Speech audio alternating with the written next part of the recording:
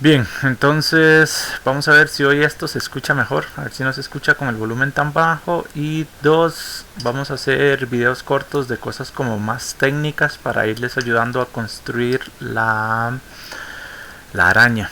Entonces lo primero es repasar un poco el concepto de hilos y de semáforos principalmente. Ok, entonces vimos en clase que nosotros podemos hacer concurrencia. Y esa concurrencia entonces nos va a permitir ejecutar cosas en paralelo de forma más chiva. Ok, recordamos que el problema es que cuando yo tengo un único recurso, digamos un archivo, que de hecho estoy escogiendo el recurso del archivo porque es sobre el que tengo el ejemplo construido, entonces va a quedar muy bien con el ejemplo. Entonces yo tengo un archivo y si tengo múltiples personas abriendo el archivo y utilizando el archivo al mismo tiempo, entonces yo puedo llegar a tener problemas de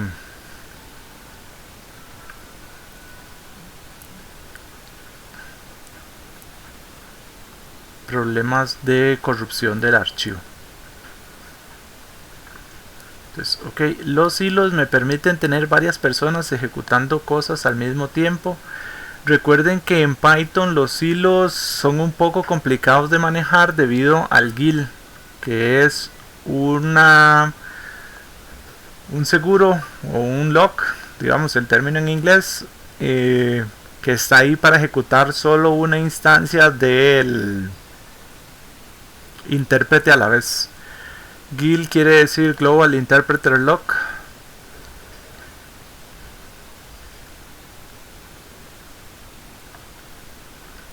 Y aunque hay esfuerzos significativos para eliminar el GIL o hacer una versión de Python sin el GIL para aprovechar mejor la concurrencia, todavía está lejos. Entonces jugamos un poco con el GIL.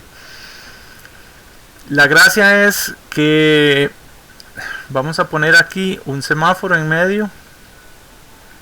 Este es el concepto que se usa en español y en inglés cuando se habla de concurrencia, un semáforo. Entonces el semáforo va a poder estar en rojo o en verde, y entonces el primero que llega lo pone en rojo y los demás se tienen que esperar. Eso funciona por la forma en la que el sistema operativo ejecuta instrucciones. Entonces alguno de todas las diferentes personas va a tomar la instrucción que es la de poner ahí y lo va a hacer primero. También repasamos en clase que una forma de implementar los semáforos, que es como la más sencilla, hay muchos tipos de semáforos, hay semáforos más complejos, menos complejos. Nosotros no los vamos a implementar en sí, sino que vamos a usar el que viene con la biblioteca de Python, pero siempre es bueno como saber cómo funcionan para poder orientarse en la forma en la que utilizan. Entonces básicamente yo voy a tener un while.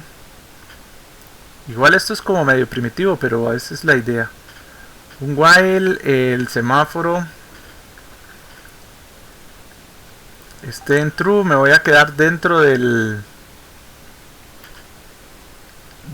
semáforo. Esto lo voy a poner en C, pero obviamente estamos trabajando en Python porque en C es más bonito porque no puede hacer eso. Este código yo lo voy a poner siempre cuando yo entro. Si el semáforo está en false, o sea estaba en rojo, entonces yo hago sem igual true. Y eso quiere decir que voy a hacer el único hilo con permisos para poder ejecutar este segmento de código que vamos a poner acá. Cuando yo dejo de usar el semáforo, entonces nada más pongo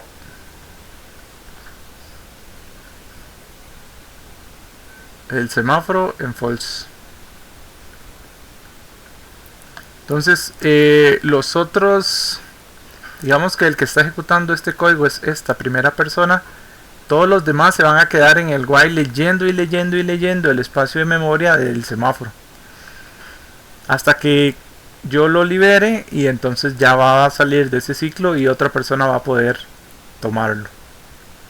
Ok, esto es como la versión más ultra requete contra sencilla. Hay muchos otros niveles de complejidad ahí, pero para este curso no los necesitamos. Ok, vamos a ver un ejemplo de hilos en Python. Entonces, esto es un ejemplo de hilos sin el uso del semáforo. Ok, entonces voy a aprovechar y voy a ir compartiéndolo. Esta es la biblioteca que nosotros necesitamos, que está en el video que vimos en pantalla, la de threading. Esto de acá va a ser nuestro recurso compartido, que es un archivo en el que vamos a escribir nada más. En este ejemplo vamos a ver cómo es que se ve cuando se corrompen los datos porque dos personas fueron a escribir al mismo tiempo. Ayer lo probé bien, entonces hoy debería como mostrarse ese error. Este es el método que vamos a hacer en paralelo. Lo que hace es escribir en un archivo. Ejemplo para ejecución en paralelo. Este contador está más parte de la lógica. Lo que va a hacer esto es, de hecho este código de pausa ahí ya no se necesita. Lo que va a hacer este código es escribir dos textos en el archivo, los va a escribir con una sola instrucción. Y el primer texto tiene 4 caracteres aleatorios, se pone un tab y luego hay un texto con 1000 caracteres aleatorios. Tienen que ser textos grandes porque si son muy rápidos la escritura sucede tan rápida que no hay colisiones. Vieran lo que me costó encontrar ese detalle ayer. Y entonces ahí va, cada método de estos lo que va a hacer es nada más imprimir 3 textos de estos o escribir 3 textos de estos al archivo. Este sería el método coordinador, que es el que llamamos el método principal. Si estuviéramos en C sería el main. Hago muchas referencias a C porque en datos estamos viendo C, entonces lo tengo como muy presente. Pero bien, este es el módulo coordinador de la araña, digamos, así se representaría. Eso que vimos como una cajita en el gráfico se vería así. Y el módulo coordinador lo que hace es disparar hilos. Los hilos, debido a la biblioteca, acá son súper sencillos de implementar. Hay otros mecanismos, de hecho en el video sobre hilos hay otros mecanismos más avanzados y con un pool y otras cosas, pero esto es como lo básico. Con esto ya podemos hacer cosas que se ejecuten en paralelo.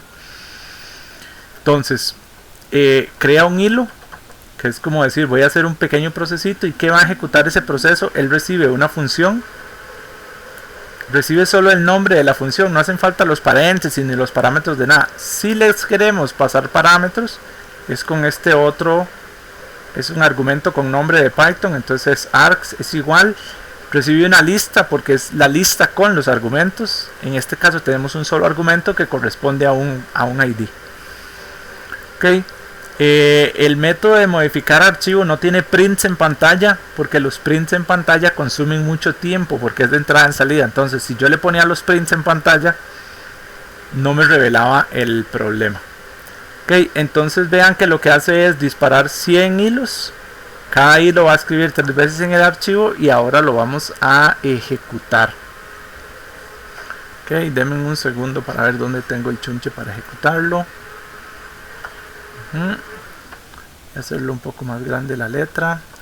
Python 3, usando hilos sin semáforos, y le vamos a escribir. Esto de los hilos es porque esto nos puede pasar cuando estemos usando, digamos, si nuestra araña va a implementar una base de datos como SQLite, lo cual es recomendable porque es muy liviana.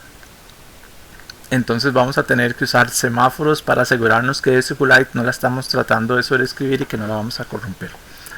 Bien, aquí generó este archivo de txt que se llama usando hilos y vamos a ver si en este caso se ve el error. Voy a abrirlo con Vim porque Vim sí muestra el error y vamos a buscarlo. Acá está. Estos son los textos aleatorios que se escribieron. Entonces el ID, digamos, de la línea, que son 4 caracteres, un tab, y los 1000 y algo, los 1000 caracteres aleatorios, son caracteres y números. Aquí van a aparecer un montón de caracteres extraños. Esos caracteres extraños son bytes que se escribieron en el archivo que no tienen una representación en la tabla ASCII, porque este editor usa la tabla ASCII para verlos.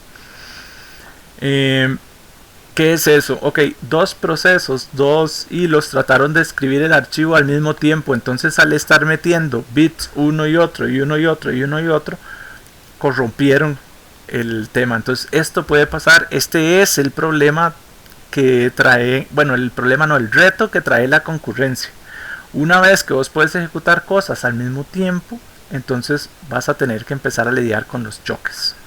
Y para eso usamos los semáforos. Ok. ¿Cómo se ve el uso de semáforos? En Python son una divinura, obviamente. Vamos a crear un semáforo. El semáforo tiene que ser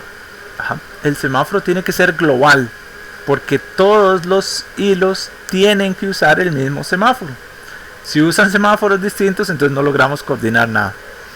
Ok, el semáforo se crea así. Llamamos a la biblioteca threading la clase semáforo. Crea este método y crea un semáforo. Eso nos retorna un semáforo y después lo podemos utilizar. ¿Cómo lo utilizamos? Utilizamos tal cual se muestra acá en la línea 20. Antes de empezar, el bloque que yo tengo que va a ser exclusivo, o sea el que necesito permisos, entonces hago sem.acquire y cuando termino hago sem.release. Okay. ¿Por qué yo no pongo este sem.acquire aquí al puro inicio? Digamos acá, y el release al puro final. Bueno, porque mientras más pequeño sea el espacio de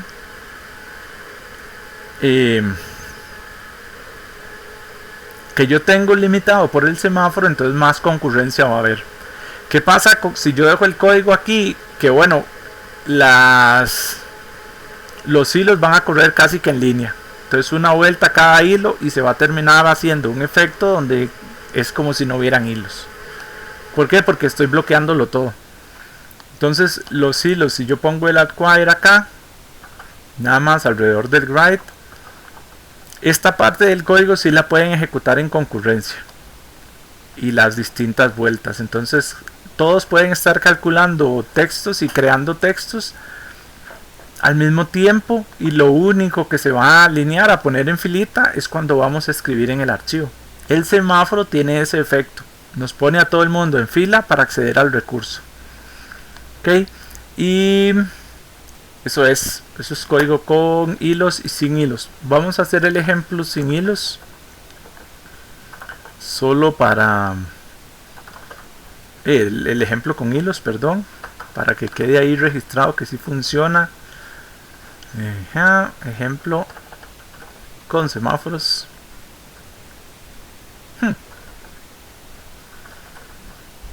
Es que es con semáforo. Con razón yo ayer veía el error, ese mismo error una y otra vez. Usando hilos con semáforos. Listo. Python 3 usando hilos con semáforos. Ahí está, va a durar algunos segundos. La idea es que sí, tiene que durar tiempo, porque si no, no se da espacio para los choques. Resulta que cuando uno quiere ejemplificar un error, tiene que dar espacio para los choques. Cuando uno no está buscando los errores, entonces sucede naturalmente. Este va a durar un poco más que el otro, porque aquí yo estoy poniendo en fila las escrituras al archivo. Entonces en ningún momento me voy a ahorrar ese espacio de las escrituras al archivo. Entonces sí, estoy perdiendo un poco de concurrencia, precisamente porque tengo que ordenar la entrada al archivo. Ya me está dando miedo que se haya enciclado. Mientras tanto, vamos a ver por cuánto va el archivo. Ahí está escribiendo 3.2 megas. Son 100 hilos. Cada hilo tiene 1024K. Va a durar un rato. Bien, voy a detenerlo acá, nada más para no alargar mucho el video. Usando hilos.txt, y aquí no deberían haber errores. O sea, obviamente estamos viendo un montón de caracteres aleatorios, pero no vamos a ver esos caracteres azules que pone el BIM cuando tiene bytes que no puede entender. Entonces ven, ahí están. Lo paramos cuando iba por unas